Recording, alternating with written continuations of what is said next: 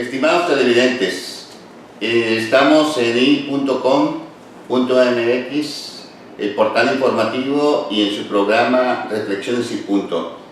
Tenemos hoy la grata presencia del licenciado Manuel González Chacón, que es un destacado abogado, muy prestigiado, abogado de éxito aquí en Colima, y sobre todo un abogado de lucha, porque lamentablemente aquí en Colima no hay abogados de lucha.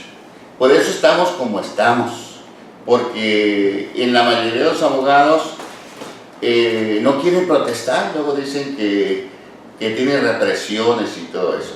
Es por eso que yo invité al licenciado Manuel González Chacón, porque él tiene el valor civil para decir las cosas tal como son, y le vamos a preguntar sobre el aspecto de la justicia en Colima, del Poder Judicial Estatal y de la Procuración de Justicia. ¿Cuál es la situación real?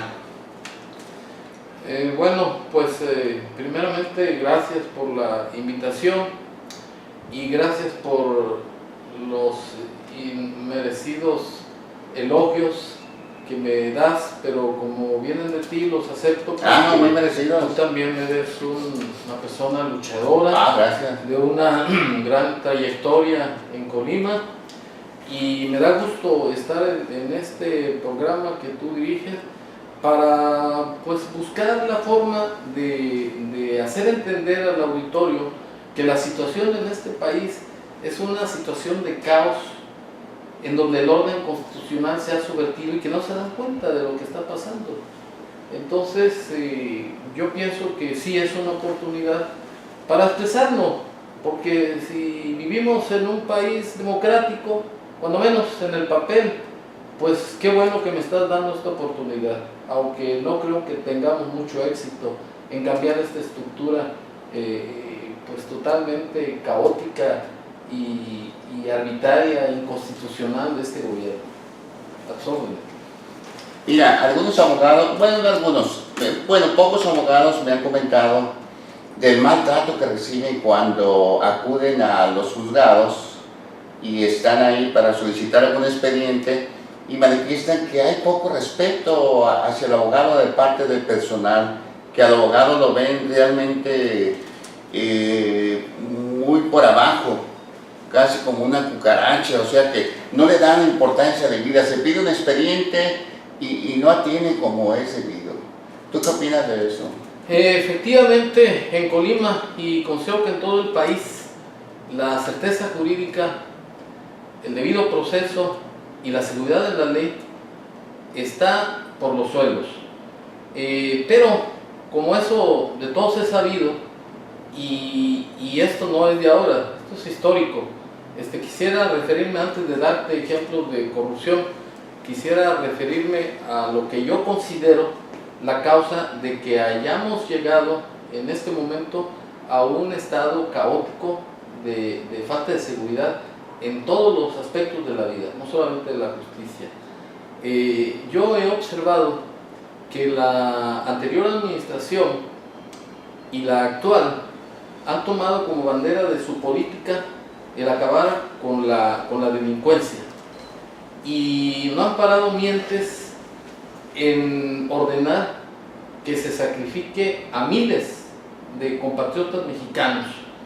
A mí me da mucha extrañeza que los grupos pacifistas y los organismos internacionales que establecen la protección de derechos humanos, y que por cierto la Constitución local también ya hizo reformas en cuanto al artículo 1 de la Constitución para establecer derechos humanos, además de los derechos constitucionales a favor de los ciudadanos, que no hayan puesto una oposición a la política bárbara del anterior gobierno y de este gobierno federal y de los estados.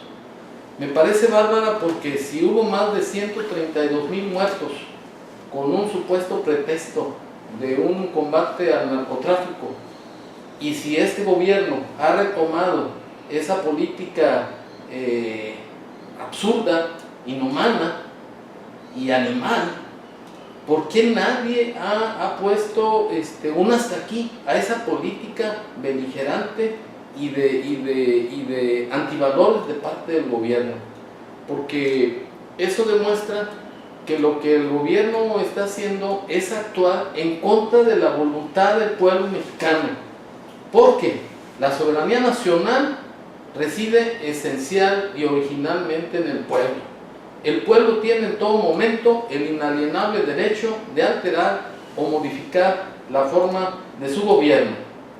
Y si vivimos en un país democrático, representativo, popular, y si los estados son soberanos, ¿por qué el gobierno federal se entromete en la soberanía de los estados para imponer políticas absurdas como son el de una policía única o mando único, un mando nacional?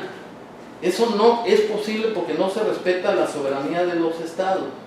¿Por qué el Estado mexicano, en lugar de establecer esa diarrea legislativa, como son las reformas a la ley de amparo, a la ley federal del trabajo y la ley energética, ¿por qué no establecen formas o normas para dar más confort y más bienestar al pueblo mexicano?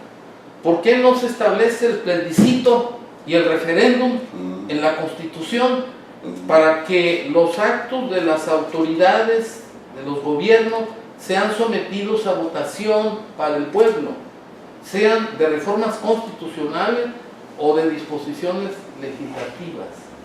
¿Por qué las leyes que se aprobaron, como son estos abortos de leyes que te estoy diciendo, por qué no lo ponen a consideración del pueblo para votar o para reprobar esas disposiciones? A eso se refiere la figura del plebiscito y el referéndum, y eso no hace el gobierno.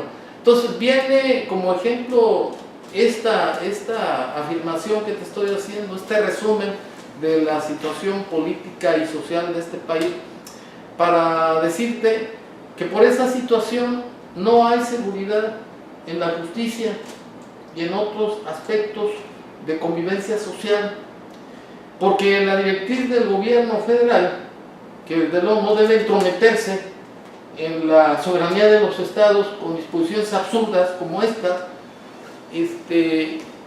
¿por qué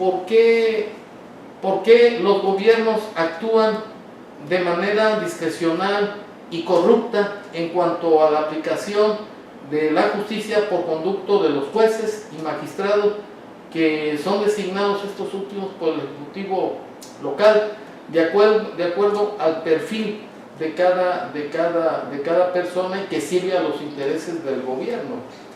Entonces, por esa situación es que los gobiernos de los estados han propiciado o han tolerado la corrupción de los jueces, secretarios, ministerios públicos, procuradores y toda la maquinaria judicial, incluyendo la policía estatal preventiva y demás cuerpos policíacos. Entonces esa realidad social que estamos viviendo ha propiciado que estén en los cargos de jueces, ministerios públicos, magistrados, policías, ministerios públicos, gentes que tienen un perfil bajo, gentes que no tienen principios de moralidad y principios humanos. ¿De qué nos sirve que haya disposiciones, tratados internacionales, la misma Constitución federal, la Constitución local, las leyes ordinarias, que hablan de la protección de los derechos humanos, que hablan de la seguridad en la convivencia social, si finalmente cuando llegan o cuando se hace realidad una aplicación de esas leyes y llega a las manos de estos funcionarios, lo que van a aplicar son las órdenes o instrucciones del gobierno, que son de no hacer justicia, de no darle a cada quien lo que le corresponde, como decía Ulpiano. Entonces la realidad que estamos viviendo en Colima no es más que consecuencia de una política dictatorial de parte del gobierno federal para avasallar a los ciudadanos con impuestos totalmente bárbaros que van a crear una inconformidad en este país, y entonces el pueblo va a reaccionar como león dormido.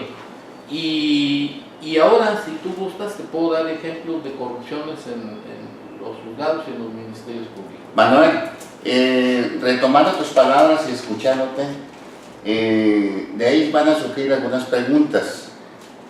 Vamos a pasar a un siguiente bloque y vamos a dejar en el aire la siguiente pregunta. Tú mencionas de que los jueces, y así es, no se eligen de acuerdo a lo que está normado por el Supremo Tribunal, que debe de convocarse, debe haber un concurso de oposición, y no es así. Eso es justo el gobernante. Exactamente, eso es lo que les da el poder a los magistrados, y es por lo que pelean por el poder. Y es el problema por el que sacaron a un proyectista que protestó precisamente porque habían seleccionado a varios jueces sin que se sometieran al concurso de oposición. Entonces, ese sería el siguiente bloque. ¿Cómo no? Gracias, Manuel.